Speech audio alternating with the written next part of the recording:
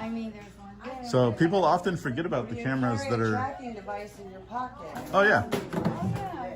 and most everybody forgets about the cameras that are staring at us 24/7. Hey, that thing's looking at you right now. When I walk in, I can usually see every single Yep. one. Because, Yeah, it's good to know. but you kind of get desensitized to it, and so when someone like myself comes here, kind of, you get that jolting realization of like, oh yeah, we are in a An place exposed where world. very Do you think exposed. it's weird that Mike Johnson looks exactly like Snowden? Mike Johnson next to Snowden. I'll have to look. I didn't. Snowden. I'll have to look. I didn't even. Blown away at him.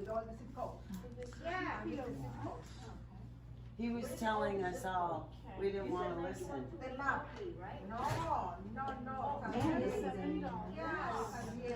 Nobody listens until it affects them personally. That's where it is. It's. We walk oblivious to everything around us. That proved a lot to me. We're a world of sheep.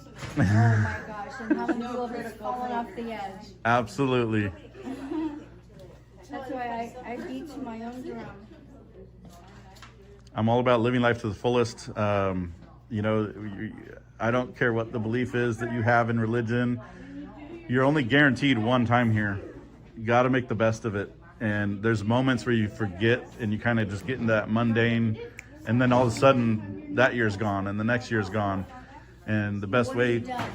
exactly, And who have you been? exactly. And who do you still want to be? Because there's growth every single day. They're not curious. More, so you responded really well. Initially, I was a little standoffish of how that was going to go, but you went really well.